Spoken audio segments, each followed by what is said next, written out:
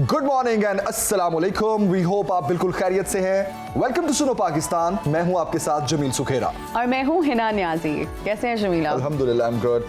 फिलहाल तो कॉफी के 2-4 घूंट अंदर जाएंगे ना, फिर जाके आंखें खुलेंगी, फिर मेहनत करने का दिल करेगा, फिर काम करने का दिल करेगा। और आज नॉन स्टॉप 2 घंटे की मेहनत, नॉन स्टॉप 2 घंटे की मेहनत जी। और आज हम बात करेंगे मेहनत की अजमत पर और आपको बताएंगे कि कोई भी काम जो है वो छोटा या बड़ा नहीं होता, बल्कि उसकी अहमियत उसकी ज़रूरत के मुताबिक होती है। मोची की अगर हम सिर्फ बात कर ले तो हमारे माशरे का वो काबिल तहसीन फ़र्द है जो हमारे लिए दिन रात मेहनत करके हमारी रोज़मर्रा ज़रूरियात को पूरा करता है। और हमने अक्सर देखा है कि जूता अक्सर हमारा छोटा सा भी मतलब उसमें फॉल्ट आ जाए तो हम चलने से कासिर हो जाते हैं और हमें बहुत प्रॉब्लम का सामना करना पड़ता है। और बहुत ज़रूरी है कि अच्छा और कंफर्टेबल जूता होना चाहिए, लेकिन जैसे ही उसमें से कुछ जो है वो टूट जाता है, कुछ ख़राब हो जाता है, उखड़ जाता है, तो हम सबसे पहले जिस शख्स के पास जाते हैं वो है तलाश करते हैं हम फौरन। मोची तलाश करते हैं। कितनी मेहनत से जो मोची है उसकी लाइफ को अगर देखा जाए तो वो कितना मेहनत कश इंसान है जी। और वो अपनी मेहनत से अपने रिस्क के हसूल में कोशा रहता है। और आपने अक्सर देखा होगा सड़क किनारे गलियों मोहल्लों के कोनों में भी आपको मोची बैठा हुआ नजर आएगा। और पेशे के लिहाज से अगर देखा जाए तो ये एक ऐसा काम है जो टेक्निकल भी है और टेक्निकल के साथ साथ कितना मेहनत तलब काम, मेहनत तलब, क्योंकि एक एक टांका लगाना पड़ता है, एक एक सिलाई जो है हाथों से आपने लगानी है। और जूता जो है वो यूजुअली बहुत मजबूत होता है, उसका सोल बहुत सख्त होता है। तो जिस तरह से जूते की मुरम्मत की जाती है, हम आज जो है खराज तहसीन पेश करें उन तमाम मोचियों को, जितने भी जो शोबे हैं, इस तरह के माली हजरात हैं, ड्राइवर्स हैं, कोई भी ऐसे जो भी हमें काम करते नजर आते हैं लोग, लेकिन हम उनको निगलेक्ट करते हैं। आज हम सबसे पहले ट्रिब्यूट पेश करें अपने शो में मोची को, और एक बहुत ही मेहनत कश जो है मोची से आज हमारी मुलाकात करवा रही हैं अमन परवेज। ओवर टू यू अमन। चमड़े का काम करने वाले को मोची कहते हैं। ये हमारे माशरे के ऐसे काबिल तहसीन अफराद हैं जो दिन रात मेहनत करके हमारी रोज़मर्रा की ज़रूरियात को पूरा करते हैं। आज मैं मौजूद हूँ एक ऐसे ही इंसान के पास जो इस पेशे से मुंसलिक हैं। तो आइए जानते हैं कि ये दिन रात मेहनत करके कितना कमाते हैं और अपने रिज़्क़ हलाल को किस तरह आगे लेकर चलते हैं। अस्सलाम वालेकुम। वालेकुम सलाम। अच्छा भाई, मुझे बताइएगा आप सुबह यहाँ पर कितने बजे आते हैं और कितनी देर काम करते हैं और कितना कमाते हैं महाना? मैं सुबह 9 बजे आता हूँ तो शाम 5-6 बजे चला जाता हूँ। 800-900 रुपये दिहाड़ी बन जाती है मेरी। बस को कर्जा चढ़ जाता है, उधार लेके काम चला लेता हूँ। बस इस तरह रोज़गार चल रहा हमारा। तो रोज़ाना तकरीबन कितने लोग आपके पास आकर अपनी मतलब काम करवाते हैं, जिसमें मतलब जूते पॉलिश होते हैं, कोई चमड़े का काम होता है? कितने तकरीबन लोग आपके पास? सैटी के गाहक आते हैं हमारे से, और कोई नहीं आता। इधर से जो आते हैं मुलाजम वो आते हैं तो काम करा के चले गए। मतलब आपका काम अगर इतना अच्छा हो कि लोग कहें कि कोई बाहर से भी कोई आए कि भाई इससे करवा लो, उतना करवा लो, तो बाहर से कोई ले आते हैं तो कर देता हूँ, नहीं तो नहीं इधर ही। तो गुज़र बसर आपका महाना किस तरह होता है? बस ऐसे ही चल रहा है काम, और तो कोई और रोज़गार कोई नहीं है, यही है। कितने बच्चे हैं आपके? मेरे 6 बच्चे हैं। क्या और सब स्कूल जाते हैं या बड़े हैं? स्कूल बड़े हैं, बेटियां बड़ी से शादी कर दी, बच्चे हैं छोटे हैं वो भी। ठीक है, तो मतलब स्कूल जो बड़ों की शादी कर दी है, छोटे हैं वो स्कूल जाते हैं, तो सबका महाना पूरा हो जाता है। फिर क्या करते हैं? बस वो जूते का काम करते हैं, कोई मुलाजम लगा हुआ है, कोई जूतों का काम करते हैं।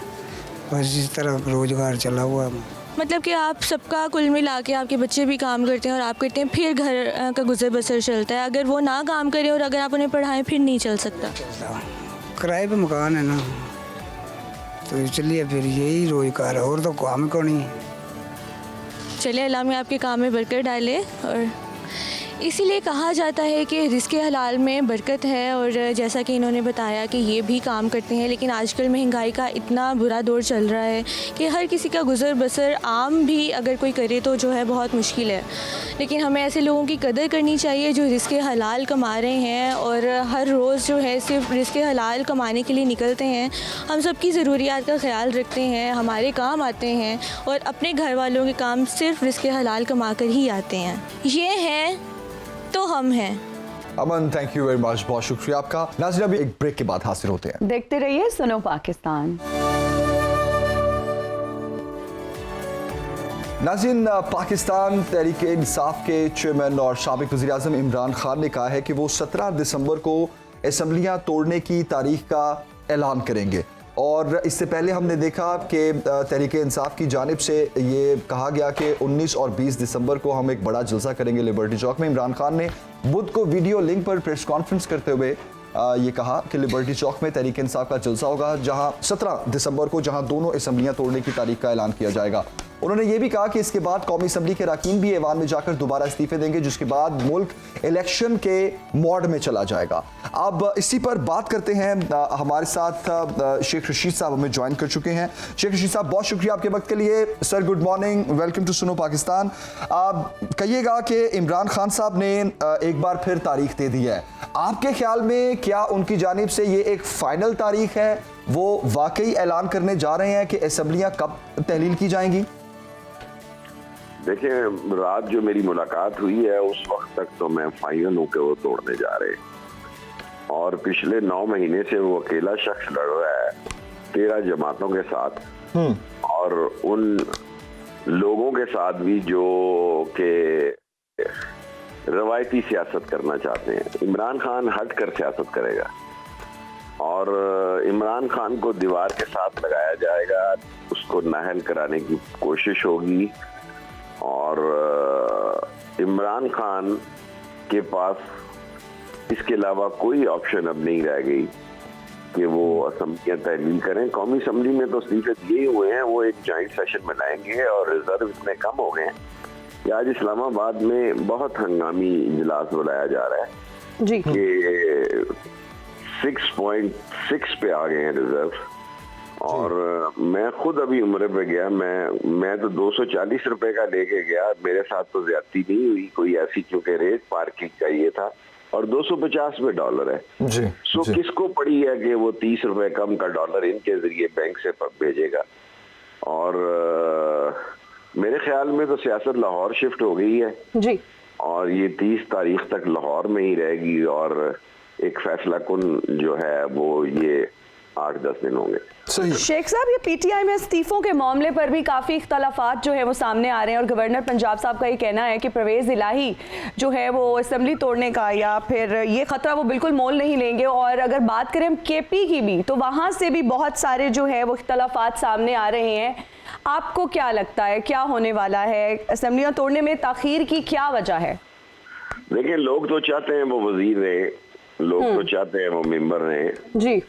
जब कौमी असम्बली से इस्तीफे दिए गए तो उस वक्त भी ये सोच थी, लेकिन पीटीआई इमरान खान का नाम है, बाकी सारे पैदल हैं और इसलिए वो जो फैसला करेगा वो इम्प्लीमेंट होगा, मानो अनइम्प्लीमेंट होगा, क्योंकि उसमें कोई इतने बड़े कद का आदमी नहीं है कि उससे अलग होके या हट के या को ग्रुप बना के अपनी सियासत को जिंदा रखें। जी। अखबारों और टीवी में तो जिंदा रखा जा सकता है, लेकिन अवाम इस वक्त वन साइडेड है। 70% कमोबेश 65-70% लोग इमरान खान के साथ हैं। आप कैसे 14-15 करोड़ लोगों की राय आमा की तौहीन करेंगे? और मुल्क के जो मामलात हैं वो इतने बिगड़ गए हैं कि केसेस तो खत्म कराना क्या है जी, इनकी क्या हैसियत और औकात है। और अभी सुप्रीम कोर्ट का फैसला आना नैब की तरमीम पर जी। और मुमकिनात में से है कि दोबारा इन पर टोकरा रख दिया जाए। जिन लोगों ने अपने लिए कानून बनाया है, एक नाजायज और एक गैर कानूनी और गैर आईनी असम्बली से, जहाँ का अपोजिशन लीडर भी जो है भगोड़ा है, रियाज क्या नाम है उसका, राजा रियाज मेरा ख्याल है जी जी। सो मेरी सियासी जिंदगी में 60 साल सियासत में सबसे क्रिटिकल, संगीन, गंभीर और खतरनाक मरहला है। अल्लाह पाकिस्तान पे रहम करे और इंशाल्लाह करेगा। आमीन जी। शेख रशीद साहब, आपकी इमरान खान साहब से डायरेक्ट 1-on-1 मुलाकात भी होती है और आप बड़े उनको कीमती मशवरे भी देते हैं और आपके मशवरों पे अमल भी बड़ा किया जाता है। और हमने माजी में भी देखा कि आपके मशवरों पर अमल ना करके थोड़ा बहुत नुकसान भी हुआ, जिसके बाद जिसका जिक्र और खबरें मीडिया की जीनत भी बनी। अभी आजकल आपकी मुलाकात में मौजूद बहस क्या चीज़ है और आप क्या मशवरा दे रहे हैं इमरान खान साहब को कि किस तरह वो अपनी आगे जो है वो ऐलानात करें, चाल चलें? क्योंकि नाअहली की जो एक तलवार लटक रही है तोशाखाना रेफरेंस में भी उनको ज़ाती हैसियत में भी 9 जनवरी को बुला लिया गया है। तो इस सारी सूरत हाल में आपने क्या मशवरा दिया इमरान खान साहब को? देखिए, मेरे पास तो यही खबर है कि ये इलेक्शन नहीं कराएंगे, उसका मुकाबला नहीं कर सकते। इनकी 13 की 13 पार्टियां यूनानिमस हैं कि हम इमरान खान का अवाम में मुकाबला नहीं कर सकते, और ये एक ऐसा हल चाहते हैं जिसमें केयर टेकर, इनका 2 नकाती एजेंडा है। नंबर 1, इमरान खान नाअहल हो। नंबर 2, केयर टेकर गवर्नमेंट जो है वो लंबे अरसे के लिए बनाई जाए, 6 महीने या साल के लिए, जो आईन इजाजत नहीं देता। और इकॉनमी इनसे संभल नहीं रही, मुल्क इनसे चल नहीं रहा, नहायत परेशानी के आलम में है, अवाम में जाने की पोजीशन में नहीं, और नेशनल लॉन्च इस्तेमाल करते हैं एयरपोर्ट पे, जो कि फॉरेन डिग्निटीज के लिए होता है, क्योंकि अवाम में जा नहीं सकते, पीछे चोर चोर का कौमी नारा लग जाता है। और बाज ऐसी इतलात भी हैं कि वो शेयर नहीं की जा सकती कि इनके साथ अवाम में क्या सलूक हो रहा है। तो मेरे ख्याल में कल इमरान खान का फैसला असम्बली तोड़ने की तारीख का ही होगा, क्योंकि मैं पिंडी जा रहा था, उन्होंने कहा नहीं कल आप रुकें, तो मैं रुक गया हूँ लाहौर में। सही। शेख रशीद साहब, आपने मईशत का जिक्र किया और ये वाकई एक बड़ी गंभीर सूरत हाल है। आपने रिजर्व्स का जिक्र किया, 6.9 पे आ गए हैं, डॉलर्स ब्लैक में मार्केट में फरोख्त हो रहे हैं। ऐसे में गवर्नमेंट ने अब पेट्रोल भी सस्ता कर दिया और इसहाक डार साहब कह रहे हैं आने वाले दिनों में मजीद भी बहुत खुशखबरियां हैं। फिर ये भी कहा जा रहा है कि नवाज शरीफ साहब वापस आ रहे हैं और अपोजिशन का डटकर मुकाबला भी करेंगे, इलेक्शन में जाएंगे, अवाम को रिलीफ देंगे। तो आपको लग रहा है कि ये सब मुमकिन हो पाएगा? क्योंकि आपकी अगर तनकीद को देखा जाए तो ऐसा लग रहा है कि जैसे बहुत हमारी जो मईशत है वो डूब रही है और बड़े मुश्किल हालात आने वाले हैं। देखें, अगर ये IMF पर ये या खाई में जाएंगे या खड्डे में गिरेंगे या पानी में डूबेंगे, IMF के अलावा इनके पास चारा नहीं है। IMF का जो आज इन्होंने पेट्रोल कम किया है, मैं यकीन कर रहा हूं कि इनको समझ आ गई है कि अब हम नहीं चल सकते और मुल्क इलेक्शन की तरफ जाना होगा, क्योंकि अदारे भी हमारे हैं, फौज भी हमारी है, एस्टेब्लिशमेंट भी हमारी है, और कौमी सलामती जो है उसका मेजर फैक्टर ही मईशत है। कोई रूस जो है वहाँ कोई जुलूस नहीं निकला था टूटने के लिए, किसी को पता भी नहीं था, सुबह उठे तो उन्हें पता लगा कि अलहदा मुमलिकतें बन गई हैं, कोई ताजिकिस्तान में आ गया, कोई उज्बेकिस्तान में आ गया। और आज APS का दिन है जहाँ 122 या 23 कितने बच्चे शहीद हुए। इस बॉर्डर के हालात भी खराब हो गए हैं। कल भी हमने एक बड़े रावलपिंडी इस्लामाबाद में 2 अहम दहशतगर्दों को पकड़ा है, जो रावलपिंडी और इस्लामाबाद में मनसूबा बंदी के तहत आए हुए थे। सो ये भी जहन में रखें कि हमने एक और बॉर्डर खुल गया है हमारा, और जो हमने इतनी बाढ़ लगाई थी और हमारी अजीम फौज ने अजीम कुर्बानियां देके वो बाढ़ लगाई थी, वो भी मसला खड़ा हो गया है। मुल्क के सरहदों से तो नहीं टूटते, लेकिन मुल्क अंदर से खराब होते, और इनके पास कोई प्रोग्राम नहीं है। सो सारी कौम मेरे समेत मीडिया पे ही खेल रही है। सो हकीकी जो सूरत हाल है आम आदमी की, वो तो बहुत ही परेशान करना है। जी शेख रशीद साहब, अगर देखा जाए तो कुछ महीनों की बात है और अक्टूबर 2023 में आम इंतखाबात होने हैं। अगर PTI और PTI के इत्तेहादी जो हैं वो अगर इंतज़ार करें, गुड गवर्नेंस दें, और एक तरफ जो इत्तेहादी हुकूमत है वो भी गुड गवर्नेंस के दावे कर रही है और ये कह रही है कि हम आवाम को डिलीवर करेंगे और इलेक्शन में जाएंगे और आवाम फैसला करेगी कि वो किसको वोट देती है। तो same is the case with PTI। KP assembly PTI के पास है, पंजाब गवर्नमेंट आपके पास है, काफ लीग आपके साथ है, आप खुद अवामी मुस्लिम लीग के सरबरा PTI के साथ हैं। तो आप PTI को ये मशवरा दें कि जितने महीने रह गए हैं इनको गुजारें और अच्छी अपोजिशन का किरदार अदा करें। आपने खुद कहा हमारी बॉर्डर से भी अब हमें अच्छी खबरें नहीं मिल रही और मुआशी हालात हमारे वैसे ही ठीक नहीं है। तो ऐसे हालात में अगर मिल बैठ के मुल्क चलाने की तरफ तवज्जो दी जाए, बजाय इसके कि सड़कों पर आकर और एक दूसरे से लड़ाई झगड़े की तरफ प्रेफरेंस दी जाए, तो आपको नहीं लगता कि अभी मुल्क चलाने की तरफ तवज्जो देनी चाहिए सबको मिलके? देखिए, ख्वाब देखने में तो कोई पाबंदी नहीं, ताबीर अपनी अपनी होती है, बाज़ ख्वाबों की ताबीर उल्टी होती है। 70% लोग जो हैं उनकी राय आमा का गला घोंटने का फैसला किया गया है। 70% राय आमा की जो कि बाशऊर हो गई है, जिसके पास मोबाइल फोन है, और ये वो अवाम नहीं है जो हमें इससे पहले मिलती थी। ये अवाम एक ज़हनी सोच रखती है और बड़ी एक्टिव है और एक्टिवली प्ले कर रही है।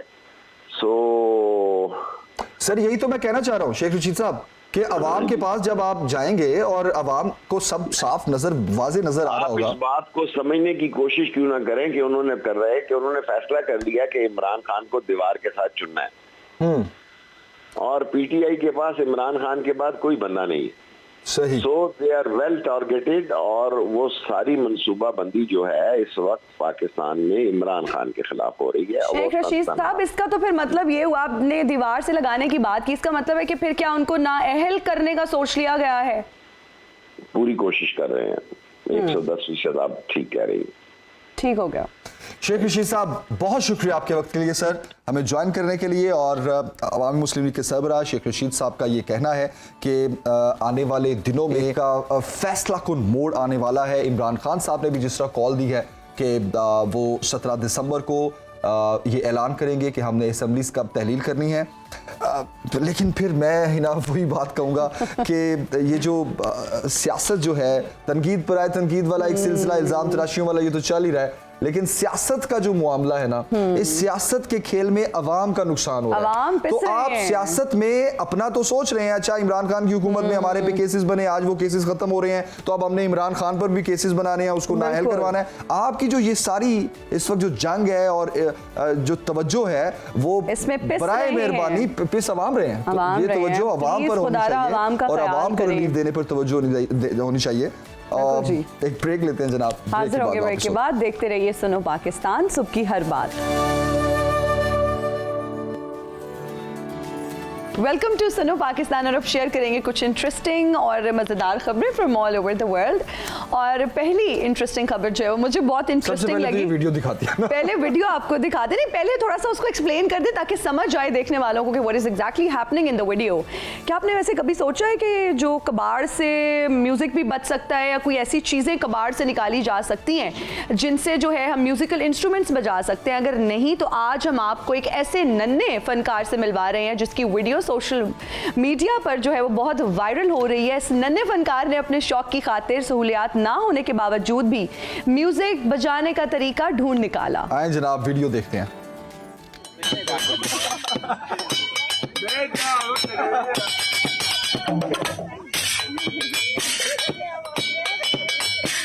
बड़ी इंटरेस्टिंग, एक दफा और दिखाएं, बड़ी इंटरेस्टिंग वीडियो है भाई। बच्चा जो है वो फुल एंजॉय कर रहा है। प्रोड्यूसर साहब वाह वाह वाह, पतीलियां बजा रहा है ये बच्चा।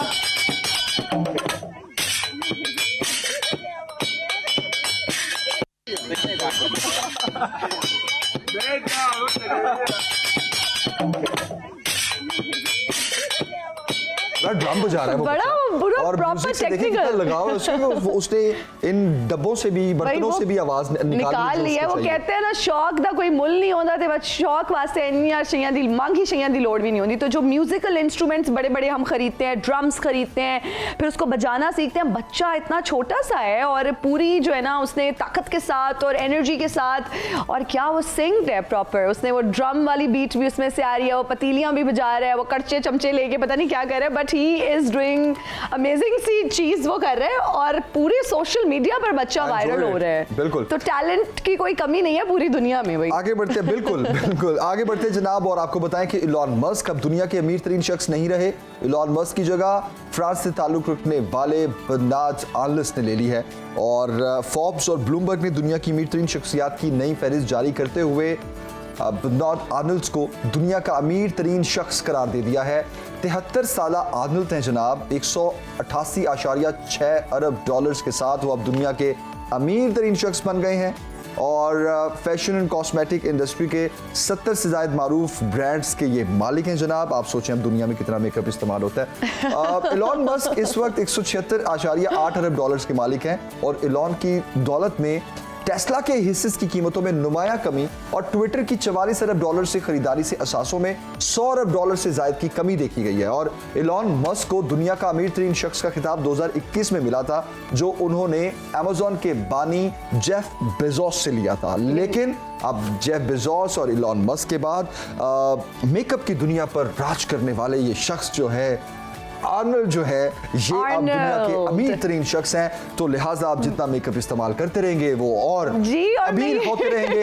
और आप सोचिए कितना मेकअप दुनिया में, मेरा फोकस ये नहीं है कि वो दुनिया के सिर्फ मेकअप नहीं, वो फैशन ब्रांड्स के भी बहुत सारे ओन करते हैं। और देखिए ना कितनी ज्यादा उनकी कंपनीज हैं, 70 से ज्यादा मारूफ ब्रांड्स हैं। और आप देखिए तो हमारे ये ब्रांडेड जो अमीर तरीन शख्स हैं, आप देखें लेकिन आप ये भी तो देखिए डॉलर्स भी ब्रांडेड होंगे। और अगर उनके ब्रांड्स की बात करें जिनके वो ओनर हैं, जिन ब्रांड्स को वो ओन करते हैं, वहां पर अगर एक सिर्फ बैग की कीमत की बात की जाए तो 7-8 लाख का जो है वो छोटा सा क्लच आता है। तो बस वो फिर आप सोचे 70 ब्रांड्स की अगर हम लिस्ट निकाल लें और फिर मेकअप की बात करें, और जब इंपोर्टेड मेकअप की हम बात करते हैं तो भाई बहुत एक्सपेंसिव होता है। जरूरी नहीं है कि मेकअप ज्यादा इस्तेमाल हो, मेकअप की एक प्रोडक्ट भी जो है वो बहुत महंगी होती है। अगर तो हम इस चीज पे फोकस करते हैं कि मेकअप से निकलें और आपका जो असल है उसको आप कल आप ही कह रहे थे कि हम लोग मेकअप करके बैठते हैं हर 10 रात भी। मजबूरन करना पड़ता है ना, लेकिन कुछ लोग तो शौकिया तौर पे कितना मेकअप यूज हो रहा है। खैर मेकअप से हम आते हैं ब्रांड्स पे। तो ब्रांड्स जो हैं जितने महंगे, जितना आपने बैग्स का जिक्र किया, तो वो महंगे जो ब्रांड्स हैं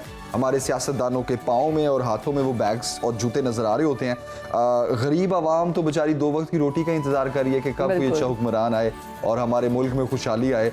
तो यहाँ पर एक और चीज भी मैं ऐड कर दूं, हम किसी को क्रिटिसाइज नहीं कर रहे। अगर आप अफोर्ड कर सकते हैं हक हलाल के पैसों से, अगर आप ब्रांडेड हक हलाल का जिक्र भी कर दिया और कह रही है कि क्रिटिसाइज नहीं कर रहे। नाज़रीन एक ब्रेक लेते हैं, मैं जरा बात करता हूँ, एक ब्रेक लेते हैं, ब्रेक के बाद वापस आते हैं। स्टे विद अस।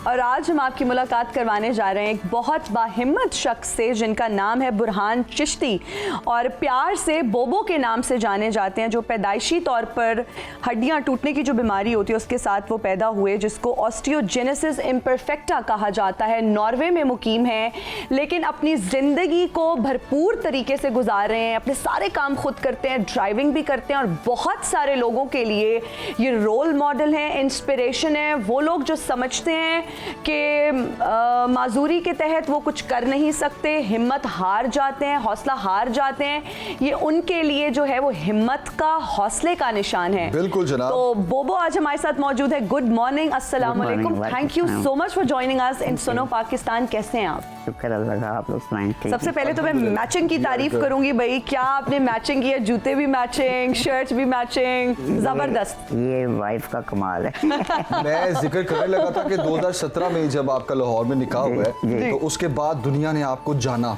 और आपकी एक फैन फॉलोइंग बहुत तेजी से बढ़ी। हम भी उन फैंस में से एक हैं। तो आपकी जो ड्रेस है वो आपकी बेगम साहिबा करती है? मैचिंग वो करती है। अब तो पहले मैं खुद ले लेता था। अच्छा। तो अब मैंने कहा ये डिपार्टमेंट आप लोग आप भी संभालो मुझे।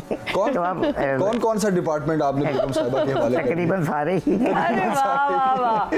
अच्छा, तो कभी ऐसा होता है कि आप भी बेगम साहिबा के लिए जाके शॉपिंग करते हैं कि ये नहीं ये पहनो, ये वाला जूता पहनो? मुझे अक्सर कहती है आप साथ चलें। अच्छा। तो मैं कोई चीज़ मुझे अच्छी लगती है तो मैं कहता हूँ ये ले लो। अच्छा, जबरदस्त। अच्छा बोबो, अपने सफ़र के बारे में आप बताएं। आप नॉर्वे में पैदा हुए, इतनी हिम्मत, इतना हौसला कहाँ से आया? मैं नॉर्वे में पैदा हुआ हूँ। हम 5 बहन भाई हैं, मैं सबसे बड़ा हूँ। अच्छा। तो वहाँ पे अम्मी अब्बू शुरू से हैं 70s से।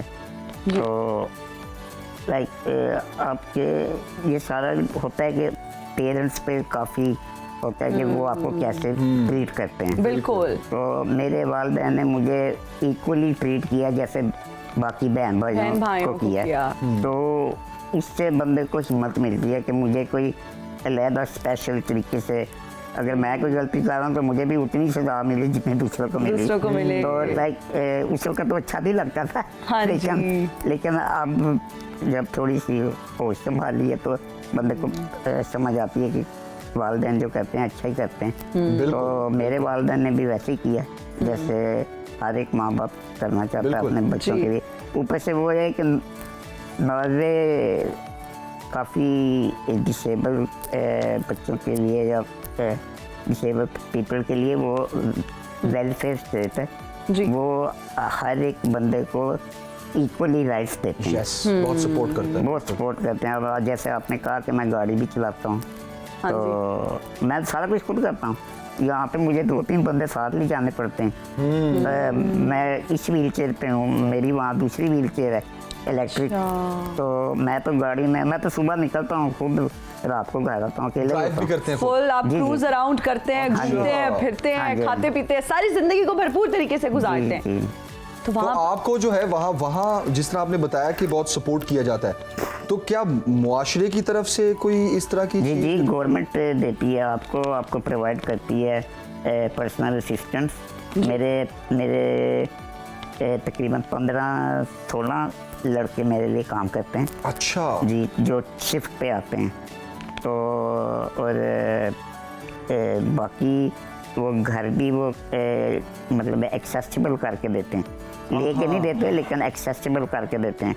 मतलब वॉशरूम हो गया, अगर कोई स्टेप्स हैं तो उसका भी वो बिल्कुल करते सही। हैं। अच्छा, ऐसी मैं चीज़ें। मुआशरे की बात, लोगों की बात कर रहा था वहाँ पे, जिस तरह आपने यहाँ का जिक्र किया पाकिस्तान में, तो आप देखें इस तरह की कोई फैसिलिटी ही नहीं जी। है, और लोगों के जो रवैये हैं वो भी बड़े मुख्तलिफ हो जाते जी, हैं। वहाँ पे यहाँ पे तो खैर थोड़ा सा है कि वो ये क्या चीज़ है, हाँ जी। वो जरा ऐसे हो जाते हैं। लेकिन वहाँ पे लाइक कोई गुजरेगा तो वो ऐसे चैलेंज घूर घूर के नहीं देखेगा। वो like if for them is normal, like they look as you, जैसे रिस्पेक्ट की तरह देखते जी हैं। जी जी जी, वो बहुत ये- रिस्पेक्ट हाँ जी, और प्यार जी। से। Like they treat people as normal people. So you guys are normal.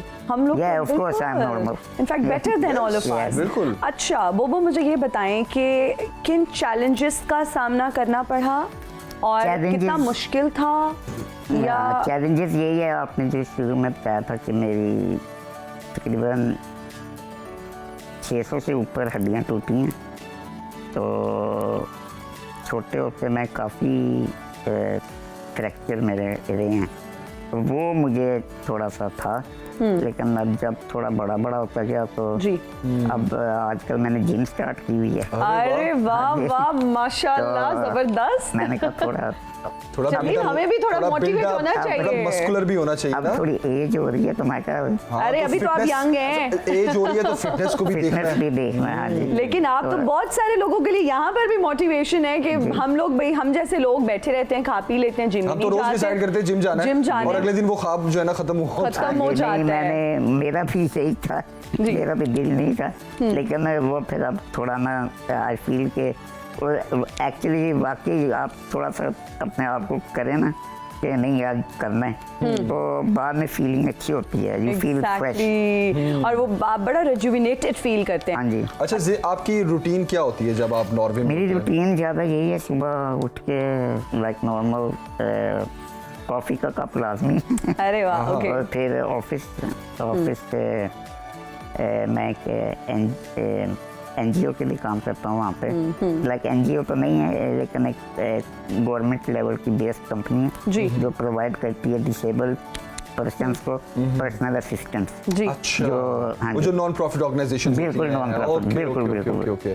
तो उधर वो मैं 18 साल से काम कर रहा हूँ। अच्छा। उससे पहले मैं टेलीनॉर में था।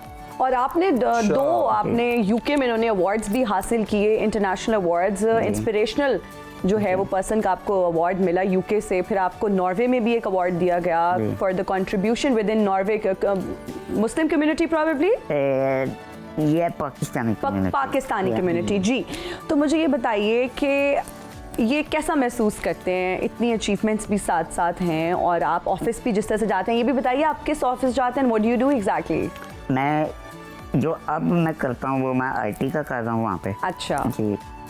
ऊपर से मेरा अपना भी मेन सूट का अपना ब्रांड है। अरे वाह, फैशन में भी पूरी दिलचस्पी है, इसका मतलब है। जी जी बिल्कुल। तो वो भी है, मेरा आर्टिस्ट मैनेजमेंट का है। अरे वाह, मैं पाकिस्तानी आर्टिस्ट जो आते हैं उधर, तो उनका भी है manage artists? बॉलीवुड, बॉलीवुड से भी है Okay.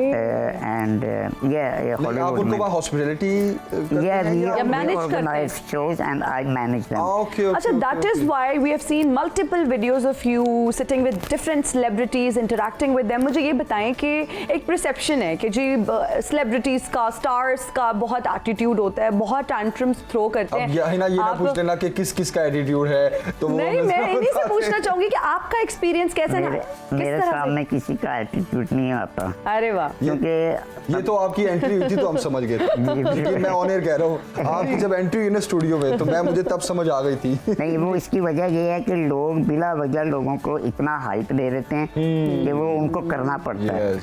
और अगर आप मैंने पहले भी कई दफ़ा ये कहा है कि आप एक इंसान को इंसान की तरह ट्रीट करो ना, तो उसका एटीट्यूड नहीं आता। बिल्कुल। तो वो ये है, मैं अब अभी कल ही हम अब्दुल रज़ाक साहब के घर जी, जी, ये बिल्कुल। खाने पे गए हुए थे। ऐसे सलमान खान ने मुझे बुलाया अबू धाबी में। शुएब अख्तर में मेरे बहुत अच्छे दोस्त हैं। अबरारुल हक, you name many artist, Thakur साहब, कई फेमस लोग जो हैं मेरे उधर आते हैं, हमारे पास आते हैं। और बल्कि वो एक दिन जियो के साथ जिस शो था जी। वो मेरा पूछ रहे थे जब नॉर्वे आए कि यार बोबो से मिलना है। तो वो मुझे फ़ोन आया दोस्त का, कहता है यार वो मुझे पता उस वक्त मैं इतना पाकिस्तानी टीवी देखता नहीं, जी। मतलब टाइम नहीं होता, हाँ जी, बिजी। तो वो बस यूट्यूब पे थोड़ा बहुत सामने आ जाए तो देख लेते हैं। लेकिन वो फिर मुझे तो बाद में अम्मी ने बताया कि ये तो बहुत बड़ी अब आपने सुनो टीवी नॉर्वे जाके देखना है, आपने सारे शोज वहां पे जाके अपने जानने वालों को, अपनी फैमिली को दिखाने। और हमारा शो सुनो पाकिस्तान तो आपने बस सब्सक्राइब कर लें अभी से हमारे YouTube मैंने चैनल कल को। कर लिया था। कल कर लिया था, कल कर लिया था, ना भी ठीक है। देख सकते थे आप यूट्यूब पे देख सकते जी हैं। जी, और मैं हम वो आपके शेयर बोबो करूँगा। जी, हम आपके कमेंट्स का इंतजार किया करेंगे अपने YouTube चैनल पर, तो आपने जी, ढेर जी, सारे जी। कमेंट्स भी करने हैं। बिल्कुल इंशाल्लाह। अच्छा, बैक टू योर रूटीन, मैं पूछना चाहूँगा कि जिस तरह आपने कहा कि गाड़ी में खुद चलाता हूँ, जी, और क्या क्या काम अपने आप, जब आप नॉर्वे में होते हैं तो क्या क्या मैं काम तकरीबन अपने आप सारे करते काम खुद कर लेता हूँ।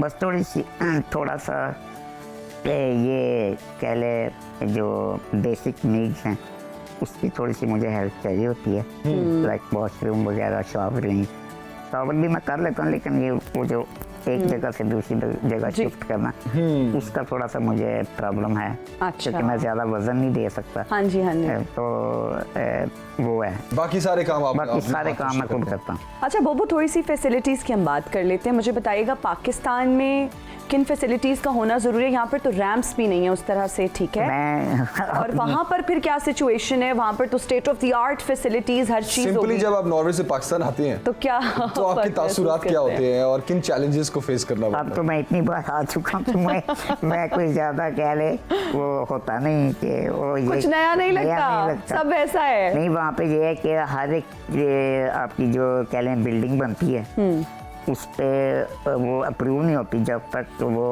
व्हील चेयर एक्सेसिबल बाहर से ना हो और अंदर वॉशरूम ना हो। इवन रेस्टोरेंट हो, ऑफिस हो, गवर्नमेंट की कोई बिल्डिंग या जो भी कह लो, असेंबली किंग का हाउस या जो भी जी। है, कोई भी बिल्डिंग आप या कोई भी कैफे, रेस्टोरेंट या ऐसी चीज़ नहीं बना सकते। यहाँ पे मैं इलेक्ट्रिक व्हील चेयर लेके आया हूँ, लेकिन वो आते ही एयरपोर्ट पे उन्होंने नीचे फेंकी है, तो उसका तो काम हुआ फिलहाल। वो भी हमारे पिकअप डाले पे खड़ी है। तो किसी को बुला के पेच कसने पड़ेंगे थोड़े, वो लेकिन मैं इस्तेमाल कर ही नहीं सकता ना, प्रॉब्लम ये है। हाँ। मैं जहाँ भी जाता हूँ तो वो अंदर मैं सड़क पे ही इतने खड्डे हैं तो मैं कहाँ जाऊँगा। ये तो इन्होंने बहुत एक बड़ा मुद्दा उठा दिया है कि यहाँ पे तो सड़कों का ही बुरा हाल है, इतने खड्डे हैं। यहाँ पे तो बस घर से बाहर निकालेंगे और अंदर पार्क कर देंगे, बस इतना ही बस वही गाड़ी करके अंदर भी चला सकता हूँ। तो एक्चुअली मैंने देखा था कि यार ये फायदा तो नहीं हुआ, इतने ही उसको लगा के यहाँ पे खड़ा ही करना था। तो लेकिन वो मेरा भी थोड़ा सा है कि I feel comfortable on that chair. अब यूज्ड टू हो गए मैं ना, used to हो गया। बिल्कुल। उस पे मैं 2-3 दिन बैठा था, मुझे कोई मसला नहीं था। क्योंकि वो फिटिंग ऐसी हुई। अच्छा, आप बोबो क्या पैगाम देना चाहेंगे डिफरेंटली एबल पीपल को कि अपनी ज़िंदगी में हिम्मत और हौसले को बिल्कुल वो मत हारें, किस तरह अपने आप को जो है एक नॉर्मल तस्वुर करें, लोगों की बातों को एक कान से सुने और दूसरे कान से निकाल दें? बिल्कुल, और सबसे पहली बात यह है कि आप जिस भी हाल में हैं अल्लाह का शुक्र करें खूबसूरत और बात। अपनी अक्ल इस्तेमाल करके कुछ खुद करें। अब मैं अगर यहाँ पे होता तो मुझे तो किसी ने घास भी नहीं डालना था, मुझे मेरा किसी को पता ही नहीं होना था कि ये कौन है।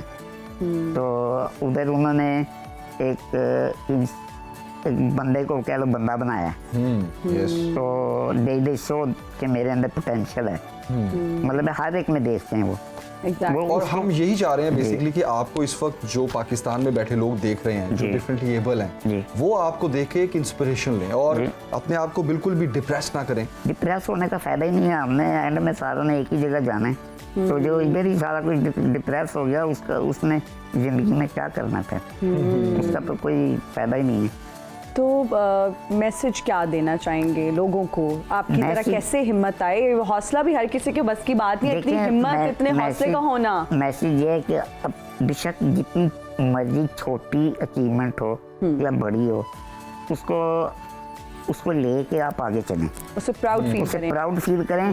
क्योंकि अब मैं एक छोटा सा मुझे कोई मैं कर लेता हूँ काम, आई फील कि नहीं यार आगे और करना है, ये नहीं कि बस इधर बस हो गया तो ठीक है, मैं नहीं, इससे आप आगे सोचो। तो अगर मैं किसी एक इंसान का नाम पूछूं कि किसको क्रेडिट देना चाहेंगे जिन्होंने थ्रू आउट योर लाइफ आपको सपोर्ट किया, आज भी कर रहे हैं? Is that your wife? माँ बाप। ओके, माँ बाप ने बहुत सपोर्ट किया। फैमिली, माँ बाप, भाई बहन, पर ऑफ कोर्स अब वाइफ आ गई है, तो वाइफ का तो भाई नजर आ रहा है, जो आपने पहना हुआ है उससे समझ आती है कि वो आपका कितना ख्याल रखती है, माशाल्लाह। फैमिली सपोर्ट जो होती है उसमें माँ बाप और बहन भाइयों के किरदार के बाद जो अब फिर मेन किरदार होता है वो आपकी वाइफ का ही होता है। आपकी पर्सनैलिटी बता रही होती है कि how do you feel and live in your own home, आप कितने रिलैक्स हैं, ठीक है। और फिर डिफरेंटली एबल होने के साथ साथ आपकी वाइफ आपको किस अच्छे तरीके से आपको ट्रीट करती है। वो सिर्फ मुझे नहीं, वो बल्कि उसने सारा घर संभाला हुआ है, तो और वो खुद करती है, ये नहीं कि उस पर कोई प्रेशर है या कोई, वो उसको तो हाँ, मैं कहता हूँ यार बस कर दे, वो जॉब करती है, घर आती है, सब करती है, माशाल्लाह। She is a super woman. या सुपर टू, उससे भी ऊपर सुपर माशाल्लाह, आई एम वेरी लकी। माशाल्लाह। आपके लिए ढेरों दुआएं जनाब, और अल्लाह पाक आपको मज़ीद ज़िंदगी में कामयाबी दे, इसी तरह आप लोगों के लिए इंस्पिरेशन बनते रहें और लोग आपको देखकर अपनी ज़िंदगी में हिम्मत और हौसला जो है वो अपने साथ रखें, उसको मज़ीद बढ़ाते रहें। और बहुत शुक्रिया सुनो पाकिस्तान में ज्वाइन करने के लिए, थैंक यू वेरी मच, बहुत शुक्रिया। नाज़रीन एक ब्रेक लेते हैं जनाब, ब्रेक के बाद वापस आते हैं, stay with us. Welcome to Suno Pakistan. और अब हम बात करेंगे बच्चों की। अक्सर माओं को देखा जाता है कि जब बच्चे रोते हैं तो उनको लगता है बहुत कन्वीनियंट है, वो कोई गैजेट दे दें, मोबाइल फ़ोन दे दें या फिर आईपैड दे दें बच्चों को, और बच्चे भी फ़ौरन से चुप कर जाते हैं अगर उनको मोबाइल फ़ोन दे दिया जाए। और 6 माह का बच्चा भी अगर है, उसको अगर रोते हुए आप फ़ोन पकड़ा देते हैं तो बच्चा फ़ौरन से चुप हो जाता है। और माओं के लिए भी आसान हो गया कि माएँ मीनवाइल अपना काम कर लेती हैं, बच्चा जो है वो मसरूफ़ रहता है डिजिटल दुनिया में। तो एक रिसर्च की गई जिसमें 422 वालिदैन को कहा गया कि वो अपने 3 साल से 5 साल के बच्चों को जो है वो गैजेट्स दें, 6 माह के लिए उनको ये गैजेट्स दें और फिर उनमें जो है वो तब्दीलियां नोटिस करें, उनकी पर्सनालिटी में चेंजेस नोट करें, जिसके बाद बहुत सारे बच्चे जो है वो गुस्से में ज़्यादा आना शुरू हो गया, एग्रेशन उन बच्चों में बढ़ गया, उन बच्चों में चिड़चिड़ापन बहुत ज़्यादा बढ़ गया। ये सारी चीज़ें बच्चों में पहले मौजूद नहीं थी, लेकिन जब ये तहकीक की गई और बच्चों को 6 माह के लिए मतलब ऑफ एंड ऑन गैजेट्स दिए गए, मोबाइल फ़ोन्स दिए गए, उनको आईपैड्स दिए गए, तो बच्चों के बिहेवियर में बहुत सारी चेंजेस आई।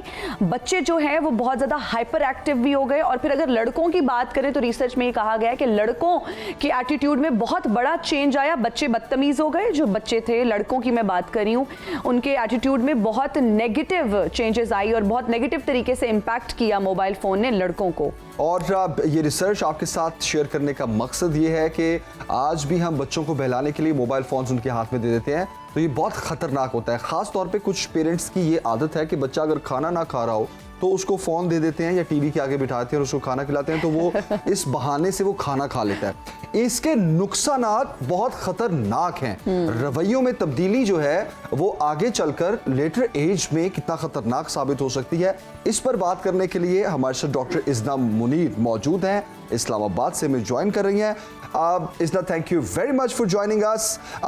ये टॉपिक आज डिसाइड करने का, इस पर बात करने का मकसद ये है क्योंकि मोबाइल फ़ोन का रुझान बहुत बढ़ता जा रहा है। अच्छा, बच्चे की तरफ से फ़ोन के यूज़ होने की जो एक चाहत होती है, उससे ज़्यादा पेरेंट्स की जो है वो अपने आप को रिलैक्स रखने के लिए वो बड़ा इस चीज़ का इस्तेमाल कर रहे हैं कि बच्चों को गैजेट्स दे दिए, फ़ोन दे दिए। कितना ख़तरनाक हो सकता है ये बच्चों के लिए लेटर एजेस में, और रवैयों में क्या तब्दीली आ सकती है इससे? एग्जैक्टली मोस्टली आजकल पेरेंट्स जो हैं वो अपनी रिस्पॉन्सिबिलिटी से भागने के लिए बस उस बच्चों को मोस्टली पकड़ा देते हैं, फ़ोन या टैबलेट्स या टीवी के सामने बिठा देंगे। तो नुकसानात इसके बहुत सारे हैं और बहुत मेजर नुकसानात हैं।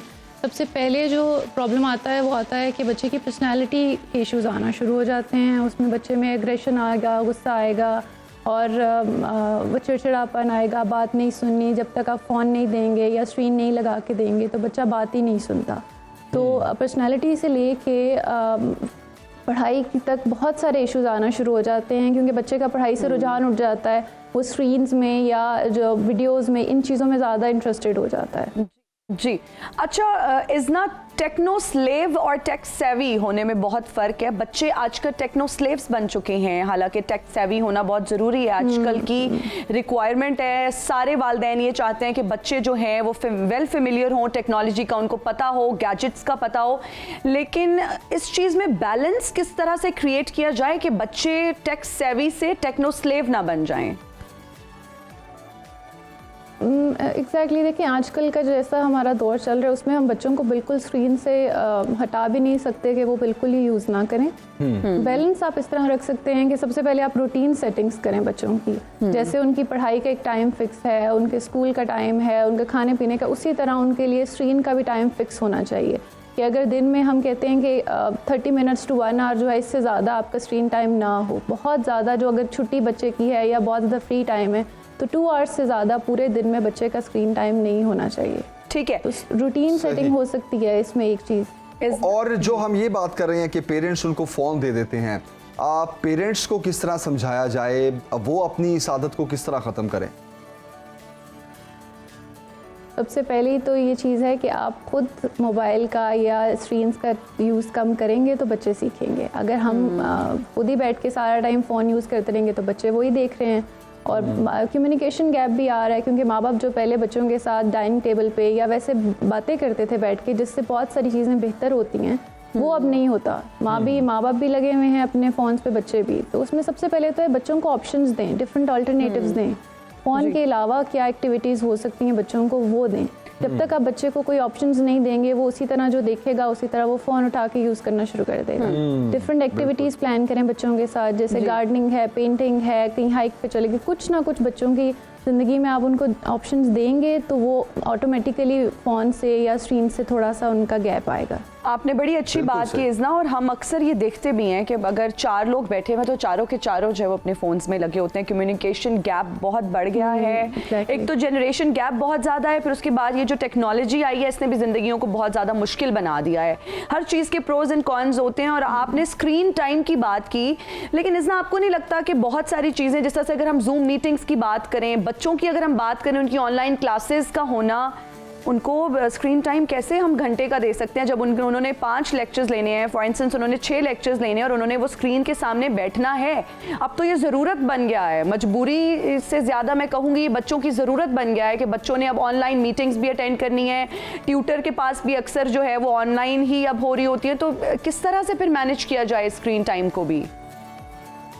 एग्जैक्टली, अनफॉर्चुनेटली ये है कि अब ऑनलाइन क्लासेस हैं या ऑनलाइन कोर्सेज स्टार्ट हो गए हैं, लेकिन अगर हम इसके पीछे थोड़ी सी साइंस देखें तो ये है कि अगर बच्चा 6 से 7 घंटे स्क्रीन के सामने गुजारता है तो इसके बहुत ज़्यादा साइड इफ़ेक्ट्स हैं। और सबसे पहले ये कि ब्रेन, हमारे दिमाग के अंदर एक लेयर है जिसको कॉर्टेक्स बोलते हैं, वो बहुत पतली हो जाती है। और उसके पतले होने की वजह से फिर रीजनिंग बच्चे की अफेक्ट होती है, जो समझने की एबिलिटी है बच्चे की वो बहुत ज़्यादा कम हो जाती है, और वही समझ कम होती है तो बच्चे का अटेंशन, फोकस, वो सारा कुछ वहाँ से फिर ख़राब होना शुरू हो जाता है।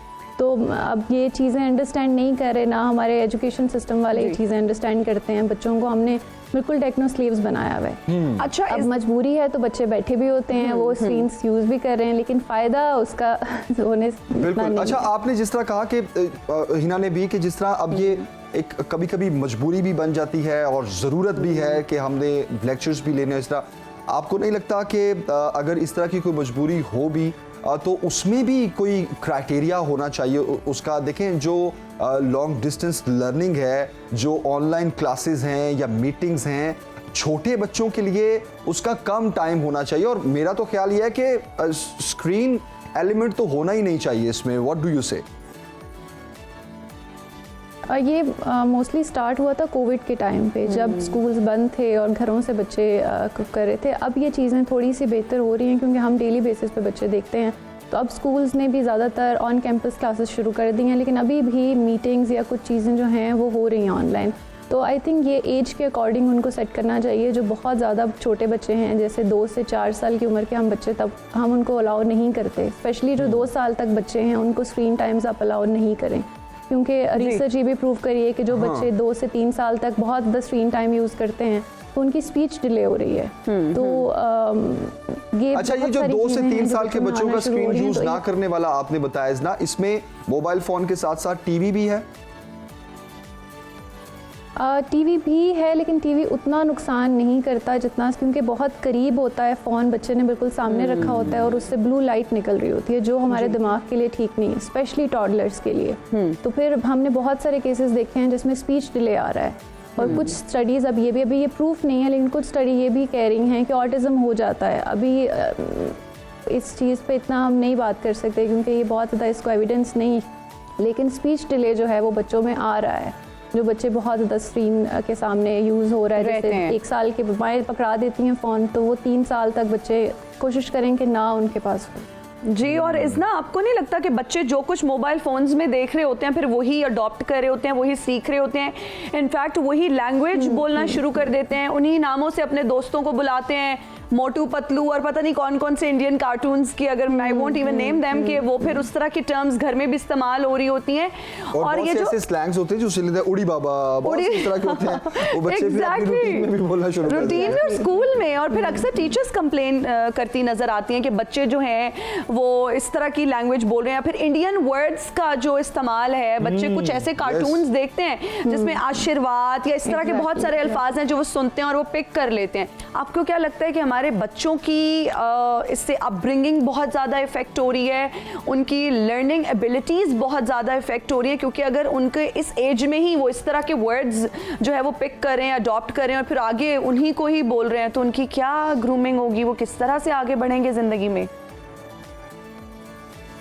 इफेक्ट तो हो रही हैं, क्योंकि हमारे पास बहुत सारे ऐसे बच्चे आते हैं जिन्होंने बहुत ज़्यादा, जैसे कहते हैं ना, बुरे बुरे वर्ड सीखे हुए होते हैं, अब्यूजिंग सीख लेते हैं बच्चे, और फिर वही आप जो बात करिए कि इंडियन लैंग्वेज है या और भी, क्योंकि वहाँ पे कोई चेक एंड बैलेंस नहीं होता, एक वीडियो के बाद दूसरी वीडियो खुलती रहती है, तो वो चीज़ें बच्चे बहुत सारी ऐसी चीज़ें लर्न कर लेते हैं जो उनकी एज अप्रोप्रिएट नहीं होती। तो अगर आपने स्क्रीन्स देनी भी हैं तो उस पर कोड्स लगाएं और पासवर्ड्स लगाएं, देखें कि बच्चा क्या देख रहा है, क्योंकि छोटे दिमाग में जो चीज़, वो कच्चा दिमाग है, वो चीज़ें लर्न कर रहा है लेकिन वो अंडरस्टैंड नहीं कर रहा, तो उन चीज़ों के फिर इफेक्ट्स बहुत ज़्यादा बुरे होते हैं। बच्चे की कंफ्यूजन, पर्सनालिटी में एक अजीब सी कंफ्यूजन आ जाती है कि हमारा कल्चर कुछ और कहता है लेकिन जो चीज़ हम नेट पे देख रहे हैं वो तो बिल्कुल डिफरेंट है।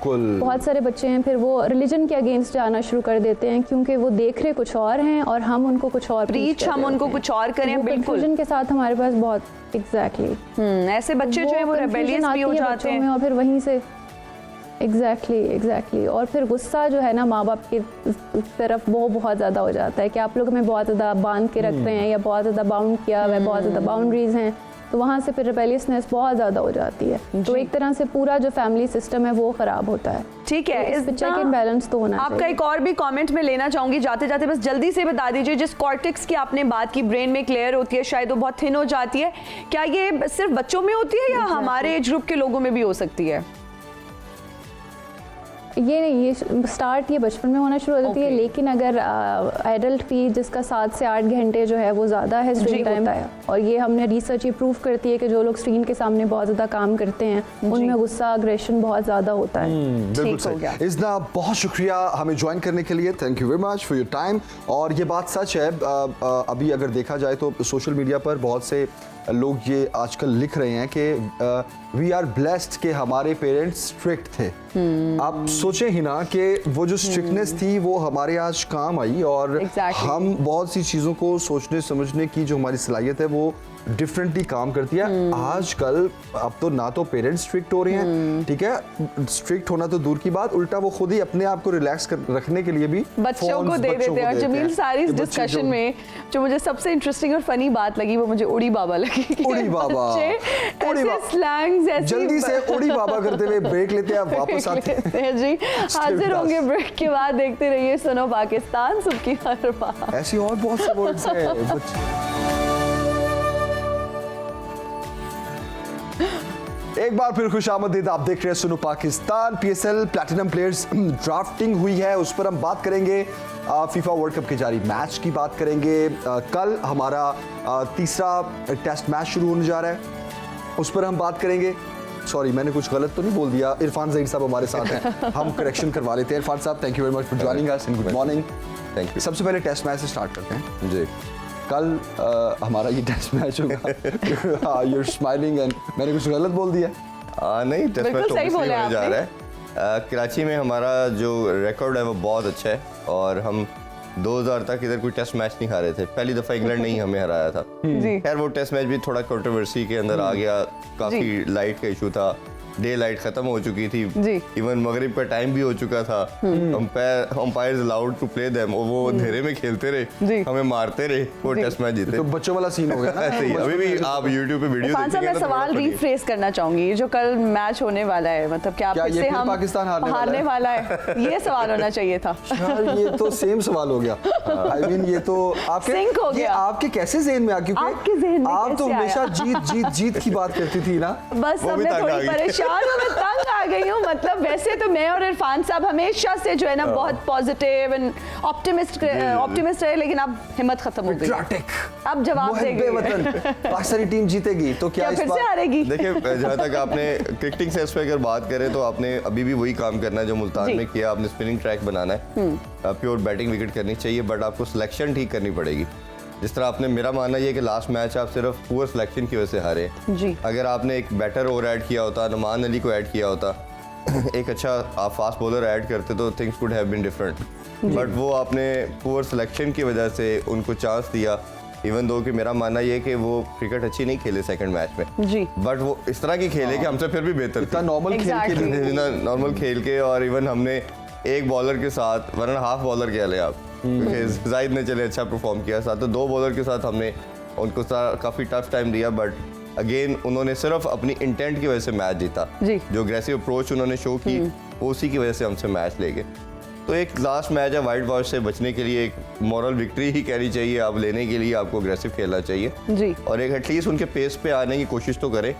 अगर आप उसको क्रॉस नहीं कर सकते, थोड़ा अग्रेसिव खेलें, बैटिंग में भी उनको करके दिखाएं, बॉलिंग में भी अटैक करके दिखाएं, ताकि एक मैसेज दें कि जी वी कैन कम बैक। और मेरा ख्याल है इसकी अच्छे नोट से ही जाना चाहिए, ताकि एटलीस्ट 2-1 आपने बिल्कुल सही कहा, अल्लाह करे कि ऐसे ही इरफान साहब, वरना अगर तीसरा मैच भी हार गए तो क्या फर्क पड़ता है? नहीं इंशाल्लाह हम जीत भी सकते हैं। न्यूजीलैंड की जो टीम आ रही है उसमें हमारे 2 टेस्ट मैचेस हैं जी, 2 टेस्ट मैच और 3 वनडे और 3 वनडे हैं। ओके, मतलब ये हम 3 टेस्ट मैचेस की जो सीरीज है 2-0 से इस वक्त हम खड़े हैं, ठीक है। न्यूजीलैंड के साथ वैसे ही हमारे 2 हैं और 2 से ऊपर हो नहीं सकती। 2 से ऊपर, ठीक है। तो बस मैं असल में मुझे ये है कि चले हार गए, ठीक है, कोई बात नहीं, लेकिन वो जो 0 ना हो कहीं पे भी ना, चलो कोई बात नहीं। डायरेक्शन बहुत मैटर करती है कि आपकी कोई भी आप फील्ड में हो, आपकी डायरेक्शन आपको बताती है। हार और जीत चलेंगे, स्पोर्ट्स का हिस्सा है, बिल्कुल वो मैटर नहीं करता, बट आपकी इंटेंट मैटर करती है, आपकी डायरेक्शन मैटर करती है कि आप राइट डायरेक्शन पे चल रहे हैं।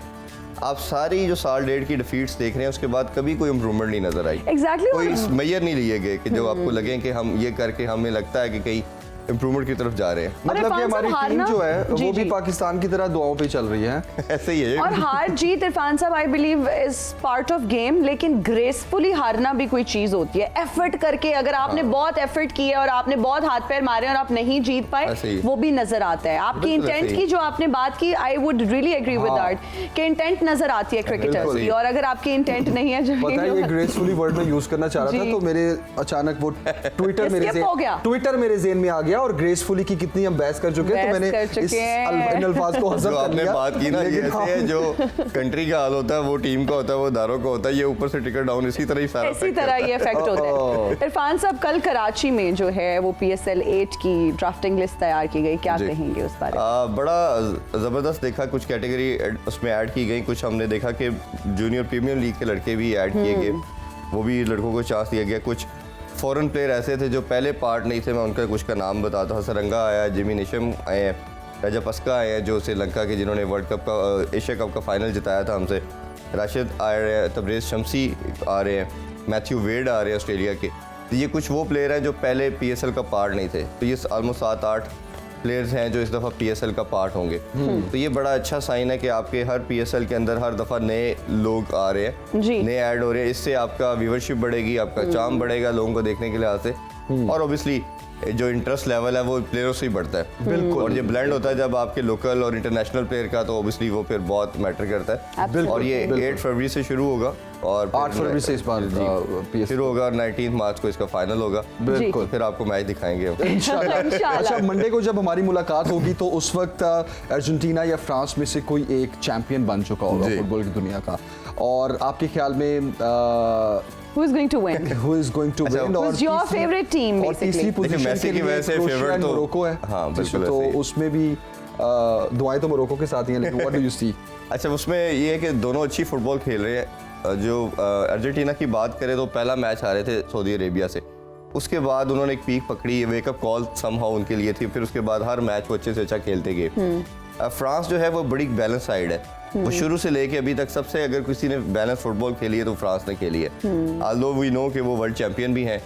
अब अगर फुटबॉल सेंस में बात करें, स्पोर्ट्स के लिहाज से, तो फेवरेट आपको नजर आएगा फ्रांस ज़्यादा फेवरेट है, बट वो मेसी का जो क्रिज्मा या चार्म है, उस वजह से आई विश के अर्जेंटीना जीते। और मोरक्को की तो हमेशा, मोरक्को की से कहीं भी खेलेगी तो हम मोरक्को की बात Okay. करेंगे, और बिल्कुल। वो हम दुआ support करते हैं कि करेंगे। एटलीस्ट मोरक्को टाइटल नहीं जीत पाई, बट नंबर 3 पे तो जरूर आना चाहिए, Exactly. ताकि इंशाल्लाह। स्टैंड पे वो जरूर खड़े नजर आए बिल्कुल, हमें। बिल्कुल। और एक अच्छी चीज उनकी तो ये थी कि उन्होंने इवन मैच हारने के बाद भी सब सजदा रेज हुए और अल्लाह का शुक्र अदा किया। ये एक बिल्कुल। उनकी बहुत अमेजिंग चीज़ उनकी हमने एक देखने नजर में आई, और मिली। पूरे उस मुस्लिम के लिए, एक उम्मा के लिए एक उन्होंने मैसेज दिया कि हम मुसलमान हर चीज अल्लाह ताला से एसोसिएट बिल्कुल। करते हैं, हार और बिल्कुल। जीत में भी हम हार अल्लाह का जीत शुक्र अदा बिल्कुल। करते हैं। बिल्कुल गेम बिल्कुल का ऐसे ही। हिस्सा बहुत बड़ी है। चीज़। इरफान ज़हीर साहब, थैंक यू वेरी मच, बहुत शुक्रिया आपका। नाज़रीन, वक्त ख़त्म हो गया है और आपसे इजाज़त लेने का गया है। आपसे मुलाकात होगी इंशाल्लाह मंडे को। जी, बिल्कुल, आप अपना भरपूर बहुत वीकेंड ख्याल गुजारिए, रखिएगा। अपना ख्याल रखें, फीडबैक ज़रूर दीजिएगा। सी यू ऑन मंडे इंशाल्लाह। अल्लाह हाफिज।